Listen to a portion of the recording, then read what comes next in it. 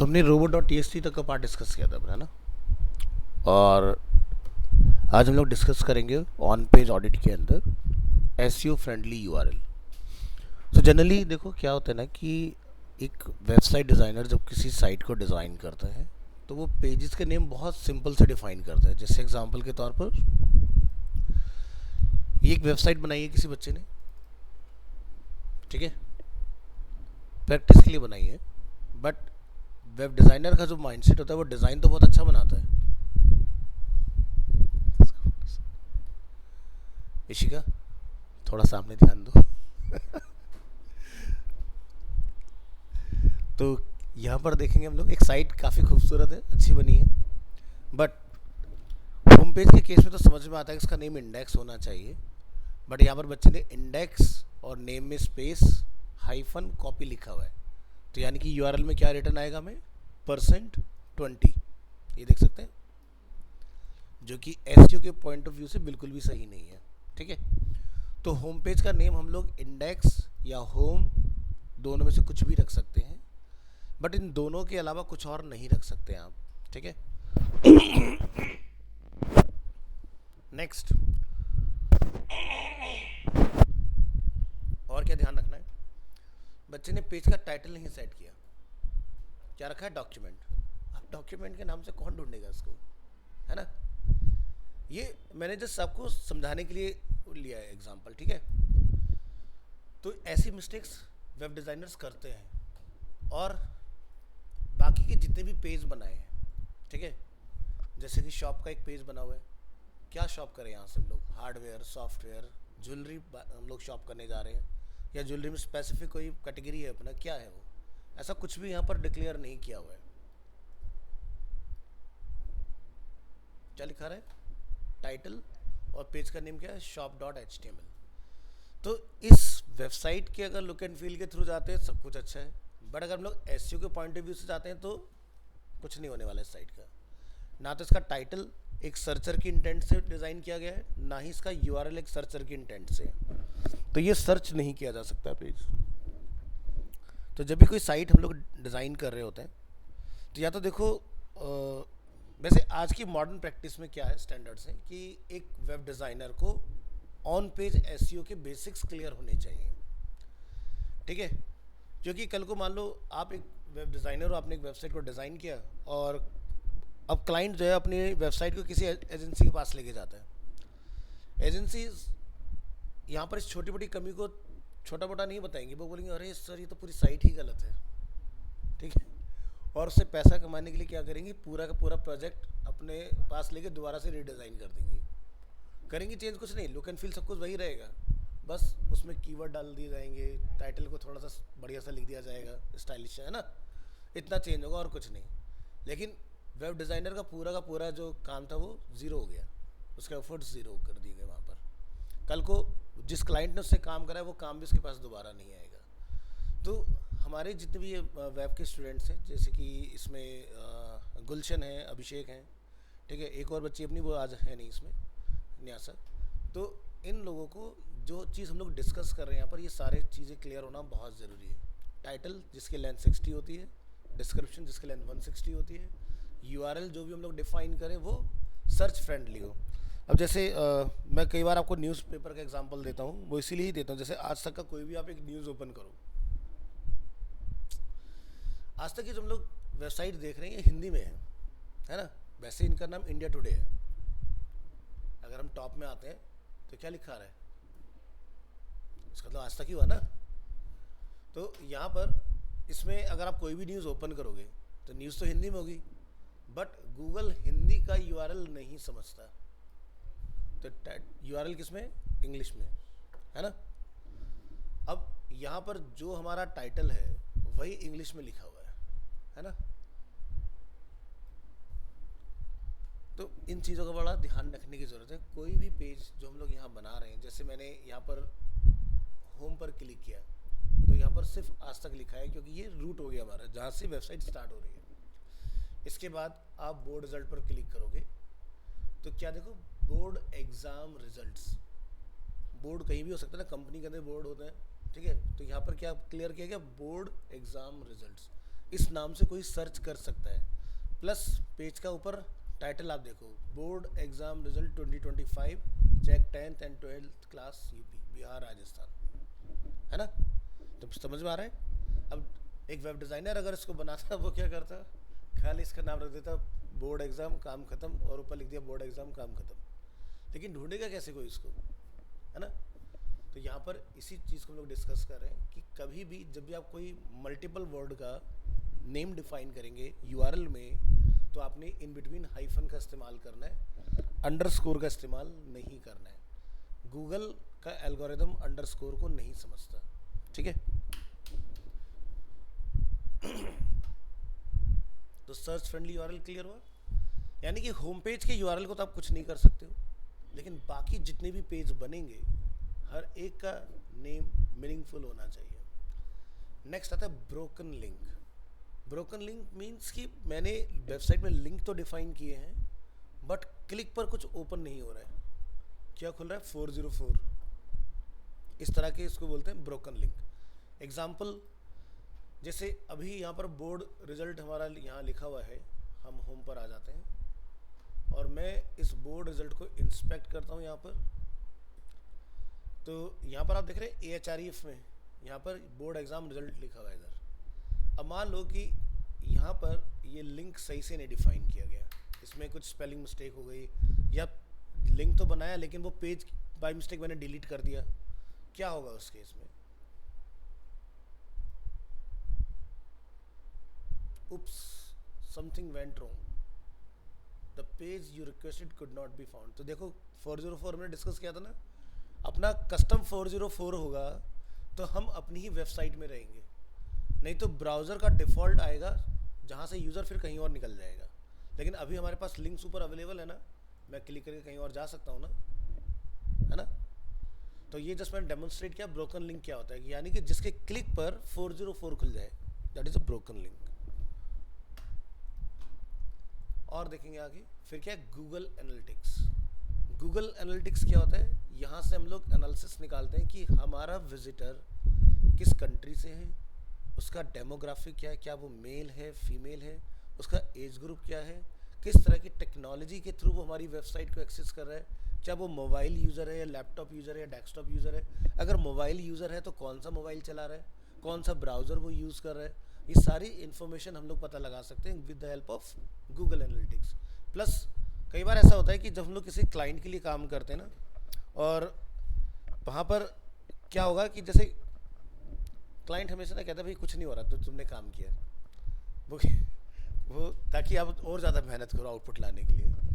But अब technology बदल गई है ना। अब ऐसा नहीं है कि भाई हमें पता ही नहीं कि हमारी वेबसाइट पर कौन है कौन नहीं है। तो गूगल एनालिटिक्स हमें ये भी बता देता है कि एट प्रेजेंट कितने लोग हमारी साइट पर एक्टिव हैं, और अगर एक्टिव है तो कहाँ कहाँ से एक्टिव हैं। आप दुनिया भर का पता लगा सकते हो यहीं बैठे बैठे कि किस कंट्री में किस पर्टिकुलर लोकेशन पर मेरी वेबसाइट को चलाया जा रहा है, और वो किस कंप्यूटर में, क्या वो मैकिनटोश है, क्या वो IBM है यानी कि विंडो है, या वो मोबाइल यूज़र है, किस पर चला रहा है, क्या वो वाईफाई से चला रहा है या वो अपने सेल्यूलर नेटवर्क से चला रहा है, सब कुछ पता लगा सकते हो आप यहीं से बैठे बैठे। तो इतनी पावरफुल चीज़ होती है गूगल एनालिटिक्स।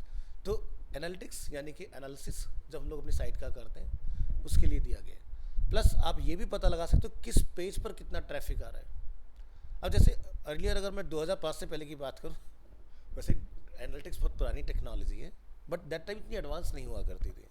तो जब हम किसी क्लाइंट के लिए काम करते थे ना, वो कहते थे सर वेबसाइट तो बनवाई हमने, बट हमें कोई इंक्वायरी रिसीव नहीं हो रही, वहाँ से कोई हमें लीड जनरेट नहीं हो रही है। तो मैंने कहा अच्छा ठीक है, हम अपना कंप्यूटर खोलते थे 2 मिनट में, सर अभी थोड़ी देर पहले आपके पास एक लीड आई है जीमेल पर। वो कहते सर कहाँ कहाँ कहाँ दिखाओ जरा, अपनी ईमेल आईडी खोलो, तो वहाँ पर उसको दिख जाती, वो झेप जाता था बंदा 2 मिनट में। क्योंकि वो जानबूझ के ऐसे बोलते हैं कि भी कुछ नहीं हो रहा है ना, ताकि सामने वाले बंदे से नेगोशिएट किया जाए काम को लेके। बट अगर आपको पता है कि टेक्नोलॉजीज़ हैं जिसके बेसिस पर आप लोग ये चीज़ें चेक कर सकते हो, तो आपको कोई फूल नहीं बना सकता। तो ये हम लोग देखेंगे कि गूगल एनालिटिक्स कैसे काम करता है। इसकी साइट होती है ये गूगल एनालिटिक्स।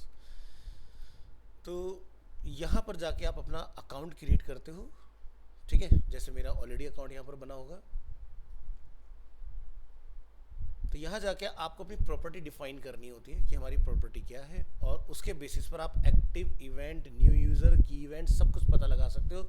पिछले 30 मिनट में कौन आपकी वेबसाइट पर था, किस कंट्री से था, कितने यूज़र एक्टिव थे, सब पता लग जाएगा यहाँ से।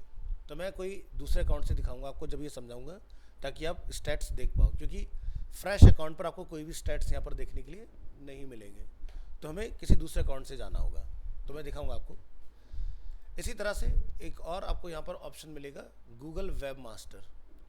गूगल वेब मास्टर ये आपका 2018 तक नाम होता था, अब इसका नाम गूगल ने चेंज करके बना दिया गूगल सर्च कंसोल। ठीक है, गूगल सर्च कंसोल, अगर आपने कोई वेबसाइट बनाई है और गूगल को ही नहीं पता कि कोई वेबसाइट एग्जिस्ट करती है, तो उस वेबसाइट का कोई फ़ायदा ही नहीं है।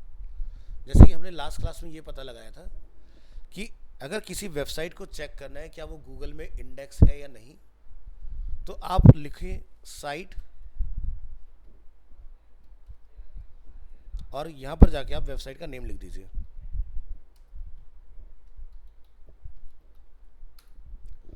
अगर गूगल ने साइट को इंडेक्स किया होगा तो यहाँ पर आपको रिजल्ट मिल जाएंगे। 41 पेजेस इस वेबसाइट के गूगल ने इंडेक्स किए हुए हैं, है ना।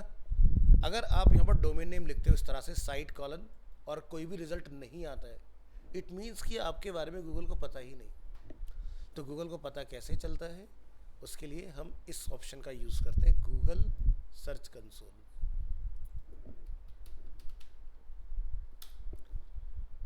यहाँ आना होता है हमें इसके लिए। ठीक है, तो यहाँ पर देख रहे हो जैसे कार के अंदर स्पीडोमीटर होता है, वैसे यहाँ पर परफॉर्मेंस के लिए लिखा है ना, improve your performance on Google search. तो यहाँ पर हमें आके गूगल को बताना होगा कि ऐसे ऐसे हमने एक वेबसाइट बनाया है। तो आपको याद होगा हम लोगों ने लास्ट 2 क्लासेस भी डिस्कस किया था साइट मैप, वही साइट मैप एक्सएमएल वाला इसको देना होता है। इससे गूगल पता लगाता है कि आपकी वेबसाइट में नंबर ऑफ कितने पेजेस हैं एट प्रेजेंट और कितने नए बने। तो ये क्या करता है, इसको आपको बताना होता है कि अगर आपकी वेबसाइट की न्यूज़ बेस्ड है तो आपकी वेबसाइट आर्ली बेसिस पर अपडेट हो रही है, तो गूगल क्या करेगा, हर थोड़ी थोड़ी देर में आपके कंटेंट को चेक करेगा, उसको कोई नया लिंक मिलेगा तो उसको इंडेक्स करेगा, और आपको ब्राउज़र में जब सर्च करोगे तो दिखा देगा 17 मिनट पहले ये डेटा है। जैसे एग्जांपल लाइव समझेंगे, ANI। अब ANI की ये एक न्यूज़ है, ओह मनोज कुमार, चलिए कोई नहीं। तो हाँ, 7:44 पे अपडेट मिली है आज।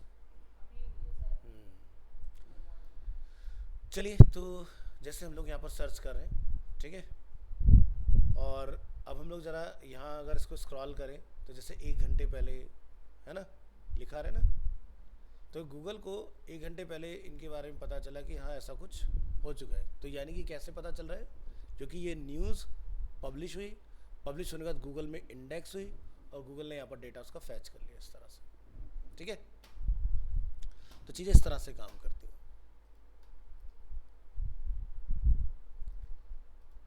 कोई मूवी देखी कभी आप लोगों ने इनकी?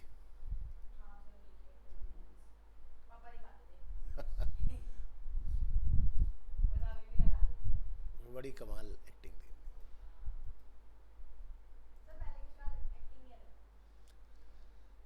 अभी भी जैसे अगर चलिए, तो इन पार्ट के ऊपर प्रैक्टिकल हमारा स्टार्ट होगा, और देखते हैं हमारे पास। तो ये देखिए ऑन पेज के अंदर ये सारी चीज़ हमें चेक करना ज़रूरी है।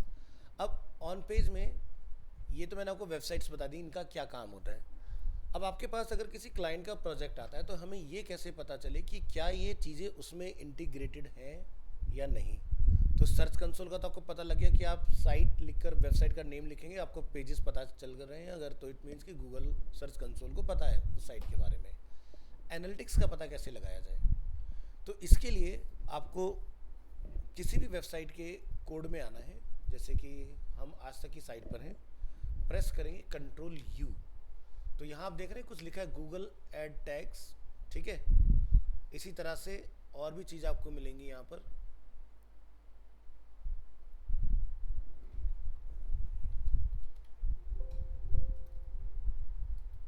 गूगल टैग लगा हुआ है, कुकी लगा हुआ है हमारा फंक्शन, ये देखिए गूगल टैग।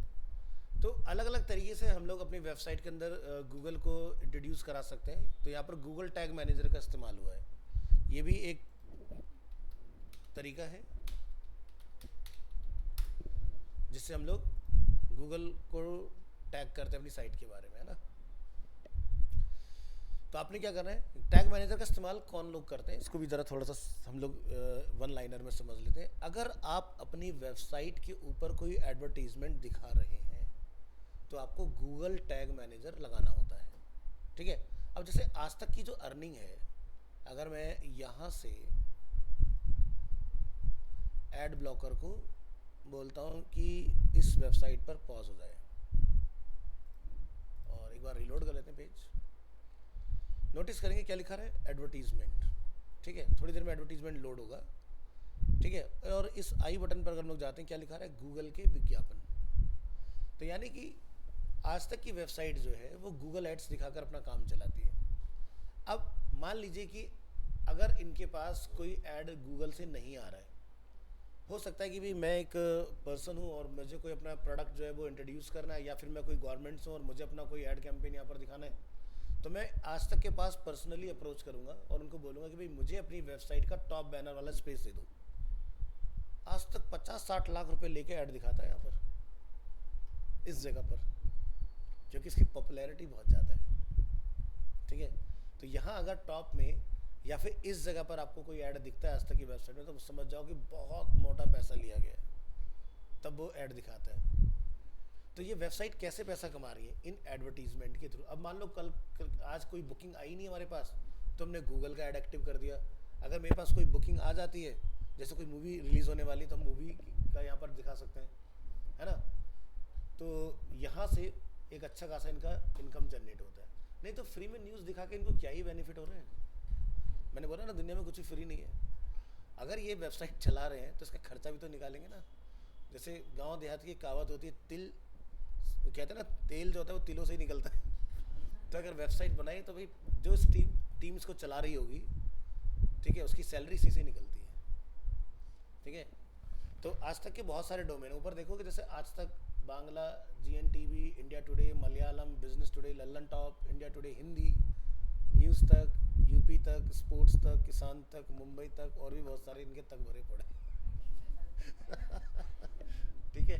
तो ये पूरी टीम है, अलग अलग डोमेन है और सब पर ऐड आते हैं। ऐसे ही ये अगर हम लोग यहाँ ANI का प्रोजेक्ट देखते हैं, और मैं अगर यहाँ से, सॉरी मेरा रेस्पॉन्सिव मोड में एक्टिव कर देता हूँ बार बार, यहाँ से हम इस वेबसाइट की भी ऐड पॉज करेंगे, फिर से एक बार पेज को रिलोड रिक्वेस्ट करेंगे, तो हो सकता है हमें इस वेबसाइट में भी कहीं ना कहीं पर कोई एडवर्टीजमेंट मिल जाए। अभी देखो यहाँ पर इस तरह का देख रही है, तो ये इनको पेड ऐड मिला हुआ है, जैसे यहाँ पर आप देख रहे हैं, ये सब देख रहे हैं, ये एडवर्टीजमेंट्स हैं।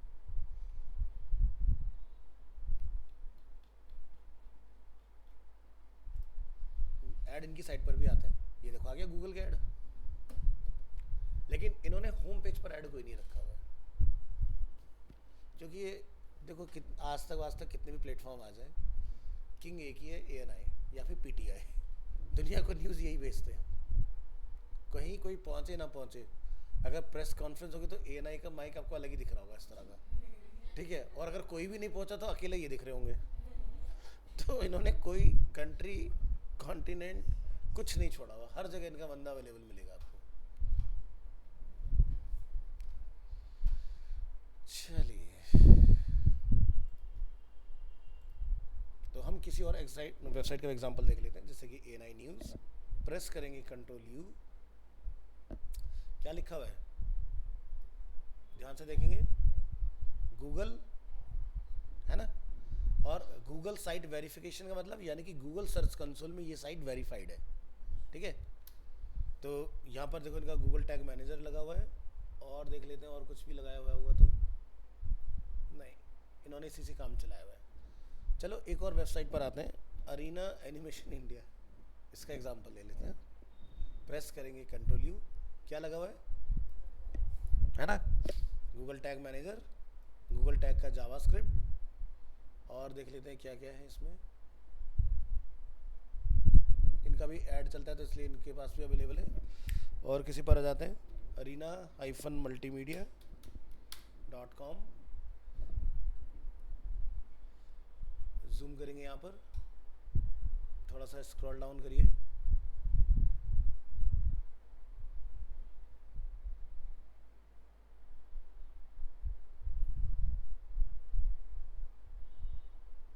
ये स्कीमा बना हुआ है यहाँ पर, schema.org। Control F, Google tag manager मिल गया।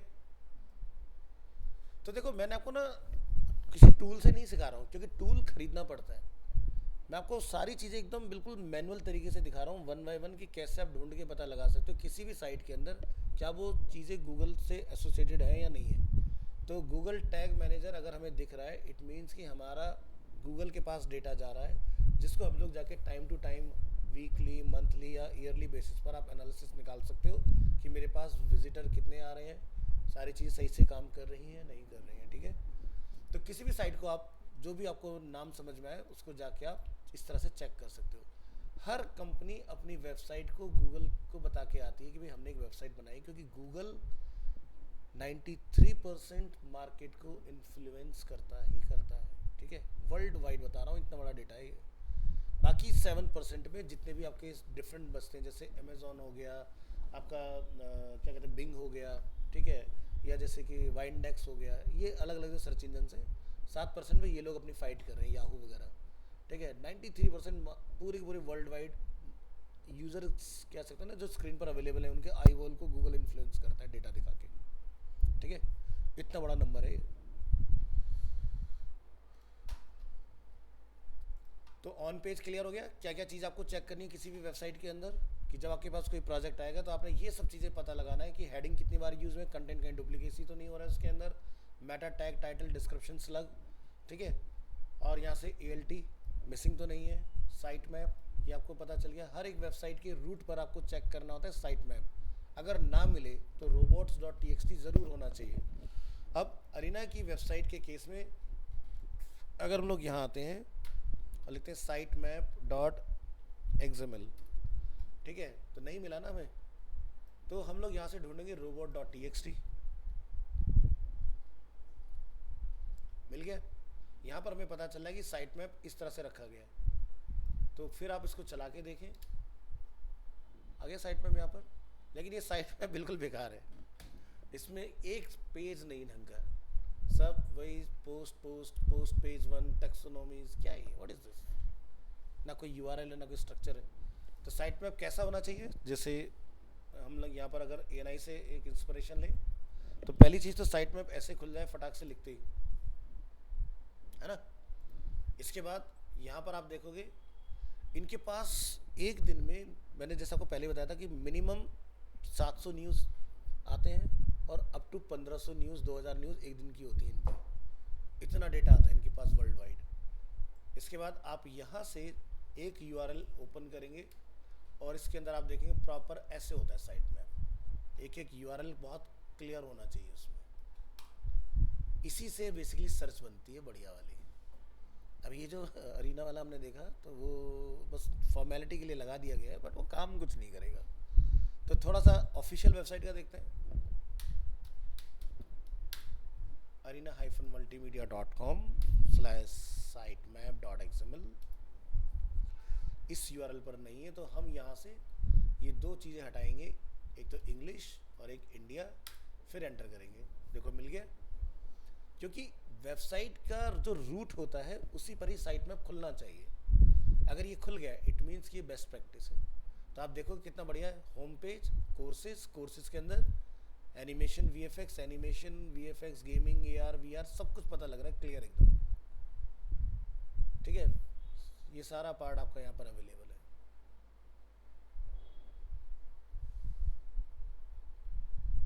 है ना। तो ये होता है साइट मैप जो हमें गूगल को देना होता है। तो हम अपने जो पेज लाइव लेकर आएंगे, गूगल में इसको बताएंगे, गूगल उसको वेरीफाई करता है, समटाइम्स क्विक हो जाता है बहुत, जैसे आपने डाला इंस्टेंट अप्रूव हो गया, समटाइम्स 48 आवर्स का टाइम लग जाता है। ठीक है, तो इस तरह से साइट मैप आपको देखना है। और दूसरी चीज़ robots.txt, तो मैंने आपको शायद लास्ट कुछ जो हमारी 2 क्लासेस हुई हैं इसमें, तो मैंने आपको बताया था कि साइट मैप कैसे बनता है। HTML साइट मैप भी बताया, XML साइट मैप भी बताया। अब मान लो कि अगर आप वर्डप्रेस में काम करें फिर तो कोई पेन ही नहीं है, क्योंकि वर्डप्रेस में सारी चीज़ें अपने आप हो जाती हैं। बट क्या हो कि भाई हमारा कोई बच्चा अगर स्टैटिक वेबसाइट बना रहा हो या फिर वो कोई रिएक्ट वगैरह में बना रहा है, तो रिएक्ट देखो गुलशन और अभिषेक दोनों ने किया हुआ है।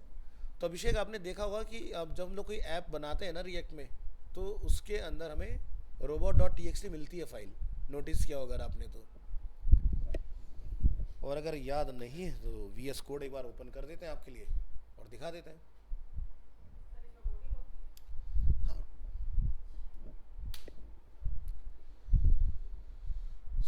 जैसे कि 9 to 10:30 में अगर हम लोग आते हैं, एक हमारा बैच चल रहा था, तो यहाँ पर ये हमारा फ्रंट एंड है।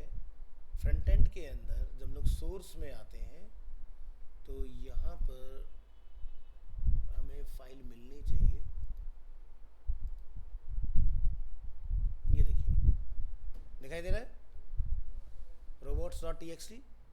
यूजर एजेंट में अगर एस्ट्रिक यानी कि स्टार लगा हुआ है, इसका मतलब ये हुआ कि हम कह रहे हैं जितने भी बॉट्स होते हैं, चाहे वो एंड्रॉइड्स के हों, एप्पल के हों, गूगल के हों, बिंग के बॉट हों, याहू के बॉट्स हों। बॉट यानी कि एक ऐसा प्रोग्राम जो खुद से काम करता है, जिसको कोई बताता नहीं है, उसको पता है मुझे ये करना है बिना रुके बिना थके। तो आप यहाँ पर स्टार लगा देंगे। इससे क्या होगा, जितने भी तरह के सर्च इंजन्स हैं, हमने सभी को वेलकम किया है कि आएँ और हमारी वेबसाइट को इंडेक्स करें अपने पास। तो जैसे यहाँ पर तो ऑलरेडी बना हुआ है, वैसे तो ये बहुत इजीली नोटपैड से बन जाता है क्योंकि इसका फाइल टाइप क्या है, TXT।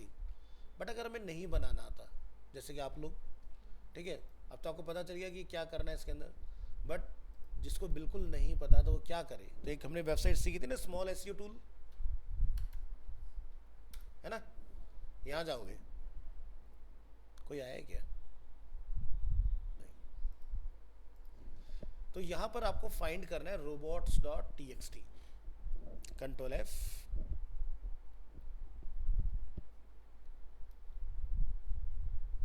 मिल गया जनरेटर। इसको आप क्लिक करेंगे। ये वेबसाइट थोड़ा स्लो चलता है तो इसके साथ ऐसे काम करना पड़ेगा आपको, बट आपकी बहुत हेल्प कर दे। देखो गूगल का इमेज का बॉट अलग होता है, गूगल सर्च का बॉट अलग होता है, मोबाइल का अलग होता है। MSN, Yahoo Messenger, Yahoo blogs, Ask, Gigablast, DMOZ, Nutch, Alexa, Baidu, Naver, MSN Picsearch, ये सारे बॉट्स हैं जो अपने आप डेटा कलेक्ट करते रहते हैं, ठीक है। तो यहाँ पर अभी क्या लिखा रहा है, अलाउड। आपको यहाँ जाना है, अपनी वेबसाइट का नेम और अपना साइट मैप, दोनों चीज़ें यहाँ बतानी है। तो जैसे कि अभी हमने अरीना का पेज ओपन किया था, sitemap.xml। अगर ये मेरी वेबसाइट है फॉर एग्जांपल, तो मुझे यहाँ जाके इसको इतना बताना है इस तरह से, और हम क्या बोलेंगे, क्रिएट robot.txt फाइल। देखो बन के आ गई हमारी फाइल अपने आप। अब इसमें जैसे लिखा रहा है कि कहाँ से बना, डिलीट कर दो, इसके में कोई ज़रूरत नहीं है। तो यूज़र एजेंट में क्या लगा गया, स्टार, यानी कि सबको हमने अलाउ किया। अब मान लो कि आप कहते हो भी मैं नहीं चाहता गूगल मुझे इंडेक्स करे, हमने रिफ्यूज़ कर दिया गूगल को। हम फिर से बनाएंगे क्रिएट robot.txt। तो क्या हो गया यहाँ पर, यूज़र एजेंट, गूगल बॉट, ठीक है, ये बंद। उसके बाद में क्या है, स्टार। तो जिसका नाम आ गया वो सब बंद हो गए, और उसके बाद जो स्टार होगा वो सब इंडेक्स हो जाएंगे। तो गूगल को जैसे पता चलेगा कि मुझे मना किया गया, तो गूगल चला जाएगा, छोड़ देगा, कहते भाई हमारे यहाँ पर वेलकम नहीं है, इस तरह से। तो बस इतना करना होता है। डिसअलाउ में हमें क्या बताना होता है, जैसे आप यहाँ देखेंगे CGI bin, ये हमारी डायरेक्टरी होती है, ठीक है।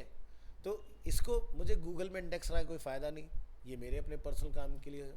अगर कोई वेबसाइट वर्डप्रेस में बनी है, तो जैसे हम लोग देखते हो कि वेबसाइट का नेम /wp admin है ना, तो एडमिन को इंडेक्स करा के क्या फ़ायदा, है ना। तो आप यहाँ पर लिख दोगे भाई WP admin को इंडेक्स नहीं करना है। तो डिसअलाउ में जितनी चीज़ें आप बंद करना चाहते हो, डिस अलाउ को मल्टीपल टाइम लिख लिख कर आप मना करके आ सकते हो। कैसे और पता लगाएं इसके बारे में? वापस यहाँ आएंगे, सर्च करेंगे,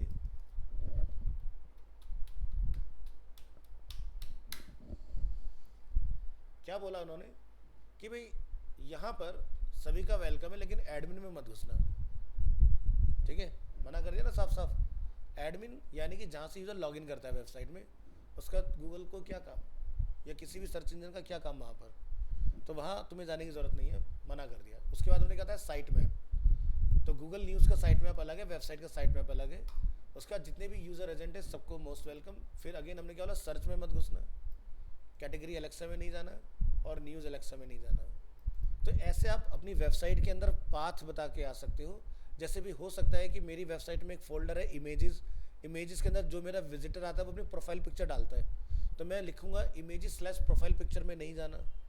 भाई बंदे की प्रोफाइल को हम पब्लिक थोड़ी ना करेंगे कि कोई सर्च करे वहाँ पर उसकी फ़ोटो आ जाए। तो ऐसी चीज़ों के लिए डिसअलाउ का इस्तेमाल होता है। तो मल्टीपल टाइम डिसअलाउ आप चला सकते हो। किसी को कोई डाउट है या क्लियर? अच्छे से समझ में आ गया?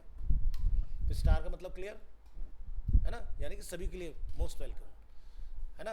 और अगर आपने बोला इस तरह से नाम लिख के गूगल बॉट, ठीक है, तो यानी कि गूगल यहाँ पर अब रिफ्यूज़ कर दिया हमने, बाकी सभी काम करेंगे, ये नहीं, ये इनवाइटेड नहीं है हमारी साइट पर। समझ आ गया? चलो, तो तुम्हें स्टैटिक प्रोजेक्ट के लिए बनाना भी आ गया। वैसे वर्डप्रेस में तो खुद ही बन जाएगी।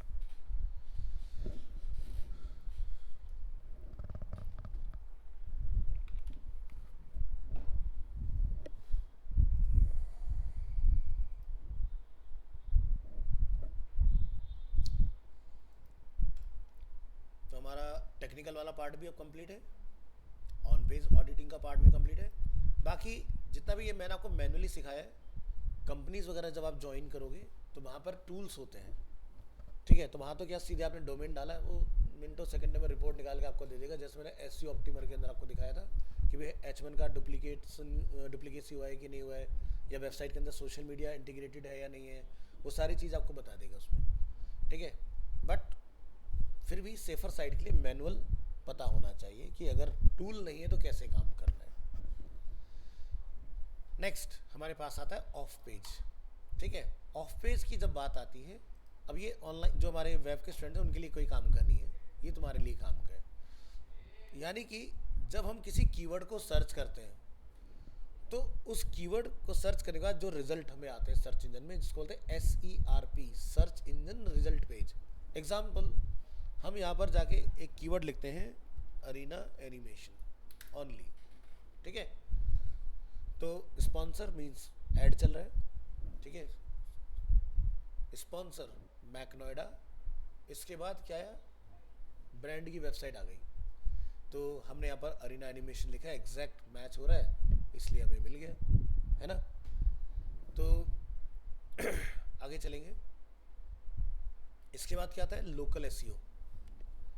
जब भी आपने सर्च किया होगा गूगल में कुछ भी, तो आपको एक मैप जरूर दिखता है साथ में, और उसके साथ में कुछ रिजल्ट्स होते हैं। इसको हम बोलते हैं लोकल एसईओ।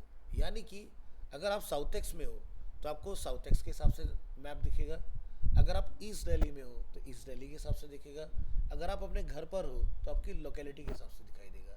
यानी कि ये स्मार्ट है, अपने आप चेंज होता रहता है। यानी कहते हैं ना, जो आप बोलते हैं नियर मी, ये वो चीज़ है। तो आज किस्मत से हमारी लाइन के अंदर बिल्कुल सही आईपी आ रहा है, तो ये साउथ एक्सटेंशन को फैच कर रहा है। अगर आपके घर में वाईफाई चल रहा है, ब्रॉडबैंड लगाया हुआ है आपने, तो आप वाईफाई की सर्च को सही नहीं मान सकते।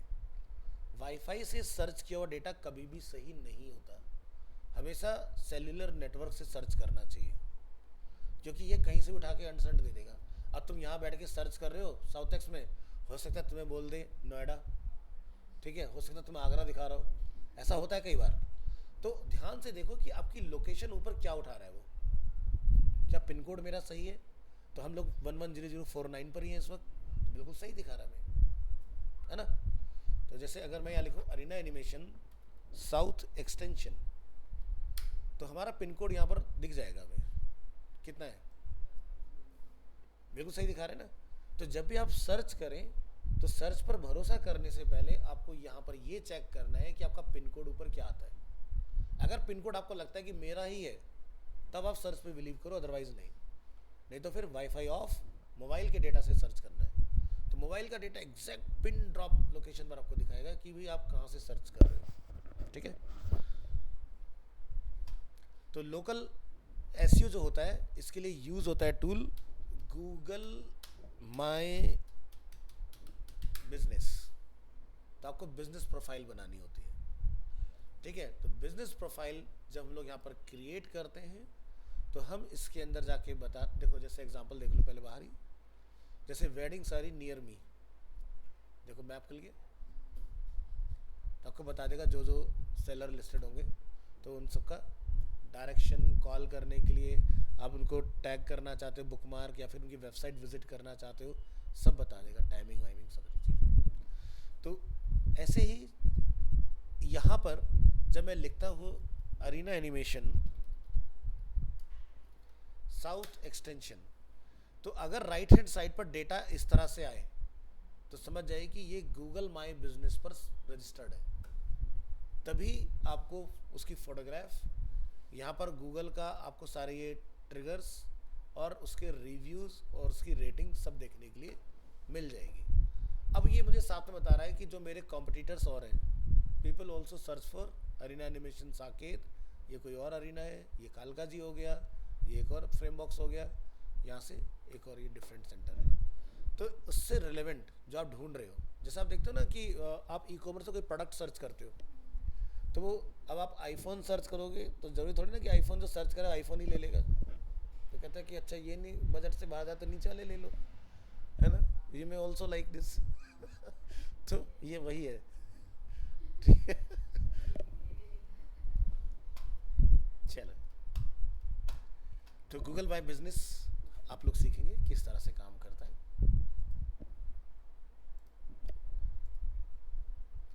ठीक है, तो हाउ मेनी बैकलिंक्स, यानी कि जब हम किसी भी कीवर्ड के सर्च करें, तो जैसे कि हमने यहाँ पर अरीना एनिमेशन ही लिखा हुआ है एग्जांपल, तो कुछ स्पॉन्सर ऐड आ गए। स्पॉन्सर कितने आ सकते हैं? स्पॉन्सर के लिए गूगल ने जो जगह रखी हुई है, मैक्सिमम 4 स्पॉन्सर ऐड आ सकते हैं, 5 कभी नहीं आएंगे। ठीक है, इसके बाद आपका जो मोस्ट रिलेवेंट वेबसाइट होगा वो यहाँ पर दिखाई देगा। फिर उसके बाद लोकल एसईओ आपको दिखाई देगा। उसके बाद जो हमारे लोग जनरली क्वेश्चंस करते हैं, जैसे भी अरीना की फ़ीस कितनी होती है, सैलरी कितनी होती है, प्लेसमेंट क्या है, कॉलेज क्या है, तो ये कुछ क्वेश्चंस हैं जिनको गूगल FAQs में कन्वर्ट कर लेता है। उसके बाद फिर आप देखोगे यहाँ पर अरीना एनिमेशन इंडिया हमारी वेबसाइट आ गई। इसके बाद स्पॉन्सर नहीं आ रहा, देखो, है ना, क्योंकि इसकी पॉपुलैरिटी काफ़ी ठीक ठाक है डोमेन की। इसके बाद यहाँ जाओगे तो इंस्टाग्राम आ गया, फिर यहाँ से ये वेबसाइट आपको मिल रही है अगेन। तो देखो अलग अलग साइट्स हैं, लेकिन बैकलिंक जो हमें मिल रहा है, एक तो कहाँ से मिल रहा है, इंस्टाग्राम से, ठीक है। दूसरा हमारा ओरिजिनल अपना खुद का डोमेन आ रहा है, लेकिन दूसरा ऐसा कोई बैकलिंक नहीं आ रहा है जो मुझे वहाँ पहुँचा दे। जैसे क्या हो सकता है, अगर मैं दूसरे पेज पर चला जाता हूँ, अब आप देखोगे क्या है बैकलिंक, शिक्षा.com, क्या है, लिंक्डइन, इनको छोड़ दो, ये सब वेबसाइट्स हैं। फिर क्या है, एपटेक वर्ल्ड वाइड, ठीक है। फिर क्या है, यूट्यूब, ठीक है। तो यानी कि आज की डेट में जो बैकलिंक्स हैं, पहले के टाइम में क्या होता था कि बैकलिंक आप जाओ और किसी भी वेबसाइट पे बनाया क्या था, जैसे विकीपीडिया पे गए और जाके बना दिया आपने। आज की डेट में बैकलिंक फ्री ऑफ कॉस्ट है ही नहीं। आज की डेट में अगर आपको बैकलिंक चाहिए तो आपको अपने खुद के सोशल मीडिया हैंडल्स बनाने हैं, और वहाँ पर आपको बताना होगा कि लेट्स से आपने कोई एक ब्लॉग लिखा जो AI टेक्नोलॉजीज़ मार्केट में इंट्रोड्यूस हो रही हैं उससे रिलेटेड, तो आप उस ब्लॉग को लिखेंगे अपनी साइट पर और उसके लिंक को आप शेयर करेंगे अपने सोशल मीडिया हैंडल्स पर। उसके बाद हर किसी का सोशल मीडिया हैंडल्स पर सो मेनी फ्रेंड्स होते हैं, ठीक है। तो जैसे एग्जांपल के लिए हम ऑफिशियल पर आते हैं,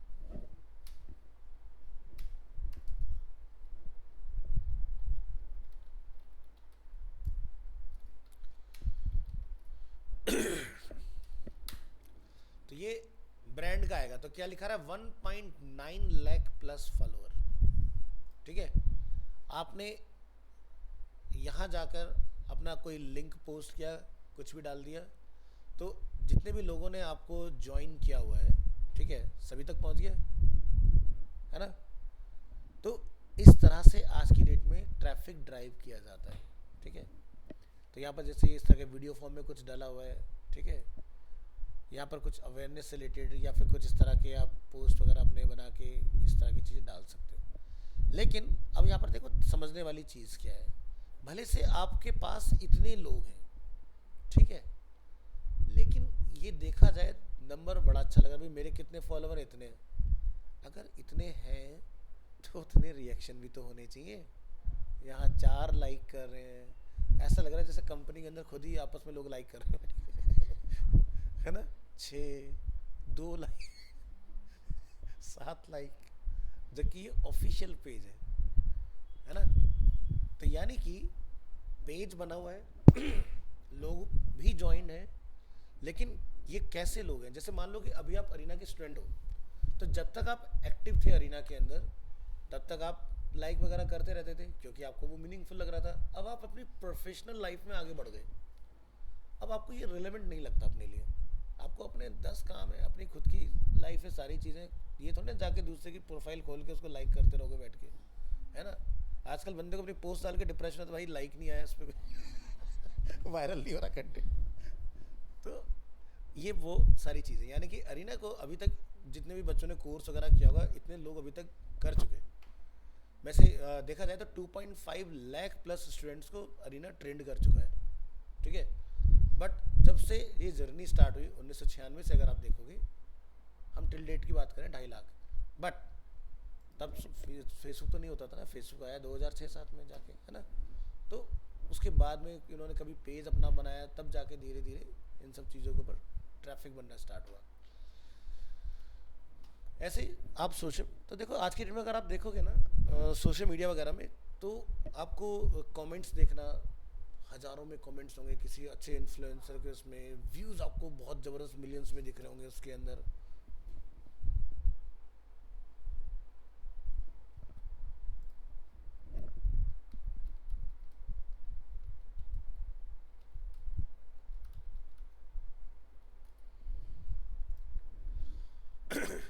चले, तो बैकलिंक अपने सोशल मीडिया हैंडल्स पर बनाएं। Quality of backlinks is very important. अब क्वांटिटी वाला सिस्टम जा चुका है, ठीक है। तो गूगल का जो नया अपडेट आया, उन्होंने एक चीज़ बहुत क्लियर की। देखो 2008 तक की अगर हम बात करें, इंडिया में वेबसाइट्स बहुत कम हुआ करती थी, ठीक है। 2014 के आसपास तक इंडिया में सभी लोग वेबसाइट्स बनाने लग गए, और आज की डेट में तो ऐसा है कि भाई सब कुछ भी आइडिया है, लो जी एक वेबसाइट बना दो, है ना।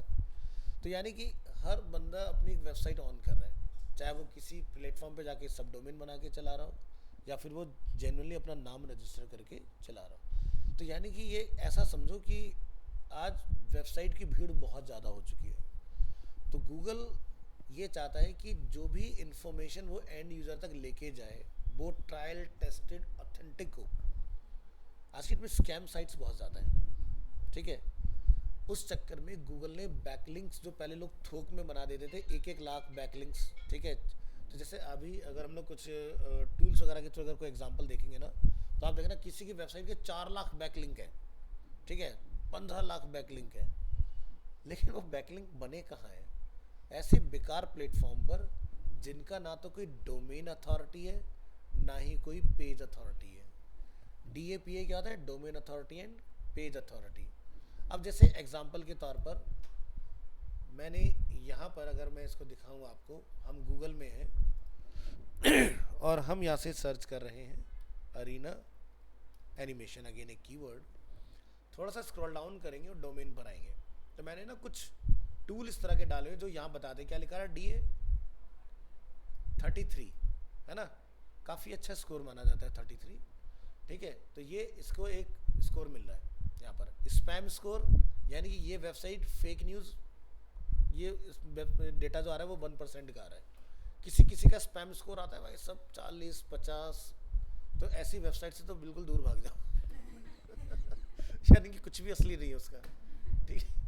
अब जैसे ANI न्यूज़ हम सर्च करेंगे यहाँ पर, और ये देखो ट्विटर का देख रहे हो डोमेन अथॉरिटी कितना रहा है, 95 है ना, ANI 79, ठीक है। स्पैम स्कोर इसका भी 3% है, हो सकता है कोई फर्जी न्यूज़ छापती है। अब यहाँ देखो लिखा रहा है शो बैकलिंक, यहाँ से देख रहे हो इतने सारे प्लेटफॉर्म पर इनकी न्यूज़ चल रहे हैं, ठीक है। तो इन सबके देखो बैकलिंक कहाँ से आ रहे हैं, 63 65, ऐसे न जाने कितने पेज हैं, ठीक है। अभी देखो ये बड़ी बेकार है, पंचायत.net, ठीक है। अब ये क्या होगा, कोई ऐसी होगा गांव मोहल्ले का बंदा, उसने लिया एक वेबसाइट रजिस्टर कराया पंचायत.com, और वहाँ जाके उसने ANI से न्यूज़ ली, वहाँ जाके डाली, बैकलिंक लगा दिया अपना वहाँ पर, और अपना काम चला रहा है बंदा फ्री में। ऐसे लोगों से बचना चाहिए, ठीक है। ये और ये देखो कुछ तो है ही नहीं, नील बटा सन्नाटा, ज़ीरो। तो बैकलिंक अगर आपके 30+ की वेबसाइट पर अगर है तो ये आपके लिए बहुत अच्छी बात है, ठीक है। ऐसे होता है हर एक पेज वेबसाइट का कि किस पेज को गूगल में सबसे ज़्यादा अथॉरिटी मिली है, यानी कि किस पेज को लोग सबसे ज़्यादा विजिट कर रहे हैं, ठीक है, उस तरह से। तो DAPA क्लियर हुआ, domain authority, page authority plus spam score, वो भी मैंने आपको बता दिया। तो देखो ये जो मैंने टूल डाला हुआ है इसको हम बोलते हैं कीवर्ड एवरीवेयर, ठीक है। कीवर्ड एवरीवेयर का काम क्या है, ये आपको बता देगा कि भाई आपका क्या चल रहा है। एक यहाँ से आप डाउनलोड कर लेना इसका एक्सटेंशन। 2022 तक ये फ्री हुआ करता था, लेकिन AI का वॉर आया तो ये भी पेड में उतर गए। कहते भाई अब अगर मुझसे कुछ चाहिए तो मैं पैसे लूँगा।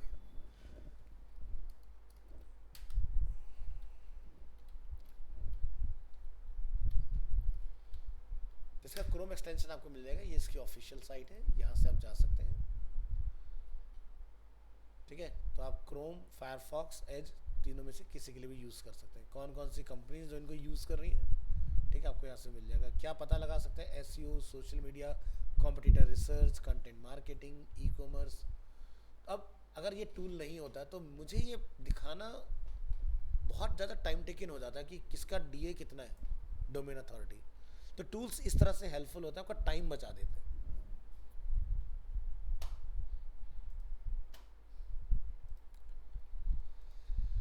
इसके बाद आता है एलेक्सा रैंक। मैंने इसको मेंशन यहाँ पर किया हुआ है नॉट इन यूज़, क्योंकि अमेजोन ने एलेक्सा को वॉइस असिस्टेंट में रिप्लेस कर दिया काफ़ी साल पहले।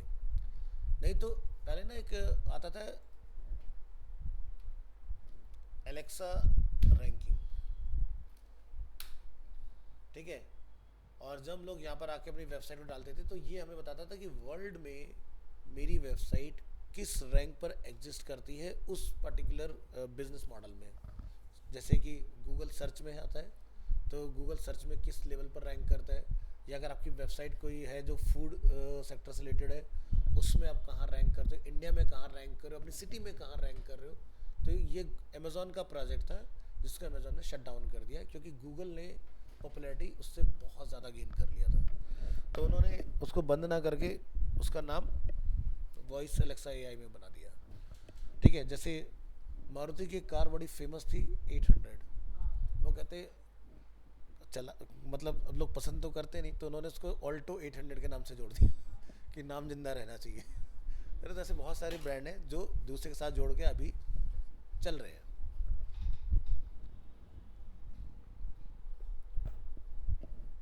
जैसे हुंडई बनाने वाली कंपनी थी सेंट्रो, तो एक बहुत पहले एक मूवी आई थी शाहरुख खान की, ठीक है, तो उन्होंने उसमें उसको बहुत ज़्यादा यूज़ किया था। तो सेंट्रो की सबसे पहले गाड़ी जो इंडिया में आई वो थी जिप ड्राइव।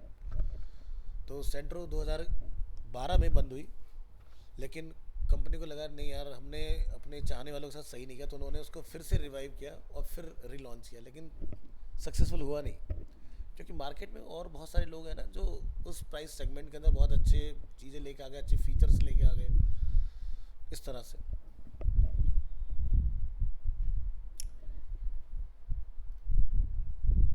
तो ये सारी चीज़ें। अब बात आती है कि अगर एक नई वेबसाइट की हम बात करें जो बिल्कुल स्क्रैच से डिज़ाइन है, तो आपको सबसे ज़्यादा फोकस करना होता है टेक्निकल एसईओ और ऑन पेज एसईओ। अगर आपके पास कोई वेबसाइट है जो काफ़ी फेमस है, तो आपको ध्यान रखना होगा उसके टेक्निकल, ऑन पेज और ऑफ पेज। पता चला वेबसाइट तो बहुत पुरानी है और आप लगे सीधे उसका ऑफ पेज एसईओ करने, उसके लिए बैकलिंक बनाने, लेकिन उसका टेक्निकल और ऑन पेज ही खराब हो रखा है। करते रहो मेहनत। क्लाइंट कहेगा 1 महीना हो गया, क्या अपडेट है? सर कर रहे काम। तो पहले इस चीज़ को सुधारो, ठीक है? तो टेक्निकल में आपको वेबसाइट डिज़ाइनर डायरेक्ट हेल्प कर सकते हैं। ऑन पेज के अंदर आप वेबसाइट का ऑडिट करके उसको बता सकते हो ये चीज़ें ठीक करनी है आपको, और ऑफ पेज तो टोटल आपका पार्ट है, ठीक है? इसके बाद फिर कुछ टूल्स आते हैं, ठीक है? जैसे कि गूगल ने एक टूल बनाया था thinkWithGoogle.com, जिसको बाद में उसका नाम चेंज करके उन्होंने बनाया pagespeed.web.dev। अब इसमें क्या होता है कि भाई आप अपनी वेबसाइट को डायरेक्ट जाके चेक कर सकते हो कि आप कहाँ एग्जिस्ट करते हो। तो एग्जांपल,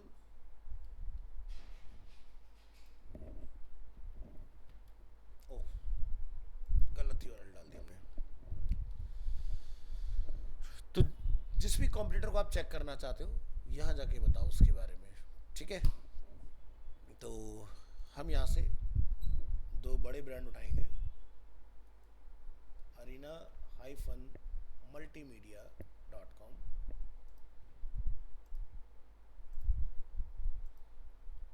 एनालाइज, और एक उठाएंगे मैक इंडिया। ये मैक की ऑफिशियल साइट है, किसी सेंटर की नहीं है, ठीक है? और चेक करते हैं दोनों वेबसाइट कहाँ स्टैंड करती हैं।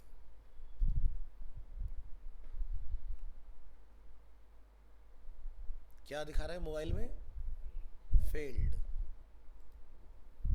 क्या दिखा रहा है मोबाइल में? फेल्ड, है ना? डेस्कटॉप फेल्ड, डेस्कटॉप पास। क्या दिखाई दे रहा है? 2.4 सेकेंड, यानी कि जस्ट आपका ये 100 मिली सेकेंड से बच गया। नहीं तो ये फेल हो जाती है, क्योंकि गूगल साफ कहता है कि अगर 2.5 सेकेंड से ऊपर हो गया तो आप एग्जिस्ट नहीं करते दौड़ में, ठीक है? यहाँ पर सब कुछ सही है, लेकिन इसका ये लेआउट शिफ्टिंग जो है, इसमें ज़्यादा प्रॉब्लम है। अब इन्होंने क्या करा, मैक की वेबसाइट इंटरेक्टिव नहीं है। अरीना में काउंसिल उठती, ईरा वो घूमना स्टार्ट करती है पूरे, वो इसको ले डूबी। बट इनको फ़र्क क्यों नहीं पड़ता है? क्योंकि भाई अकेले है ना, वन एंड ओनली यूनिकॉर्न है। अब अरीना हो या मैक हो, दोनों है तो एक ही अम्ब्रेला में ना, एपटेक। तो इसलिए ठीक है, कोई दिक्कत नहीं है, हम अकेले हैं, है ना? तो इन्हें गूगल की ज़रूरत नहीं है, ठीक है? ऐड चलाने के लिए ज़रूरत है, बाकी अपनी पहचान के लिए इन्हें गूगल की ज़रूरत नहीं है। लेकिन जब आप कोई वेबसाइट बनाओगे बिल्कुल स्क्रैच से, आपको दुनिया जानती नहीं है, तो आपको अगर उस भीड़ में पहुंचना है, तो आपको गूगल का एक भी टर्म एंड कंडीशन वायलेशन में नहीं जाना है। हर एक रिक्वायरमेंट जो वो मांगे वो पूरा करके दो। तो जैसे जब लोग स्टूडेंट होते हैं ना, तो हमारे वेब डिज़ाइनिंग के अंदर जो स्टूडेंट्स होते हैं वो चाहते हैं वेबसाइट एकदम ज़बरदस्त हंकी फंकी, ज़बरदस्त एनिमेशन हो, मज़ेदार बढ़िया। लेकिन गूगल कहता है भाई क्या है, हटाओ। वो कहता है ना के बराबर जावास्क्रिप्ट होनी चाहिए, क्योंकि जावास्क्रिप्ट ही वेबसाइट को लीड होती है। तो जावास्क्रिप्ट तब लगाओ अपनी वेबसाइट जब आपकी पॉपुलैरिटी बहुत अच्छी हो गई हो। अब आपको लोग गूगल के अंदर कीवर्ड लिख के तो ढूंढ रहे, जैसे फ्लिपकार्ट आप लिख रहे हो, लेकिन तुम्हें पता है ना फ्लिपकार्ट, लेकिन अगर तुम्हें पता ही नहीं होगा तो फिर आप क्या लिखोगे? मिक्सर जूसर ग्राइंडर, फिर वहाँ पे हो सकता है फ्लिपकार्ट आए। लेकिन अगर आपको सीधे बंदा अगर लिख रहा है फ्लिपकार्ट, तो उसे पता है ना कि मुझे जाना कहाँ है। तो आपको उस लेवल तक जब ब्रेक इवन पर नहीं आ जाते, तब तक आपने गूगल के हर एक रेगुलेशन को फॉलो करना है, नहीं तो भूल जाओ, इससे पंगा नहीं, ये ब्लैकलिस्ट कर देगा आपको, फिर गूगल में कोई ढूंढ ही नहीं पाएगा। फिर मैंने एक वेबसाइट बनाई, मैं इसी को व्हाट्सएप करूँगा, ये मेरी वेबसाइट है, यहाँ से आप जाके कुछ ले सकते हो। अब ऐसे में कितनी शिका को मैसेज करूँगा यार, है ना? दुनिया के लिए मैंने वेबसाइट बनाई, मैं एक एक करके वन वन बता रहा हूँ उसको, क्या फ़ायदा ऐसी वेबसाइट का, है ना? तो चलिए आज के लिए इतना रखते हैं, मिलते हैं नेक्स्ट क्लास में। आई होप समझ में आएंगी चीज़ें बहुत सिंपल तरीके से। Thank you.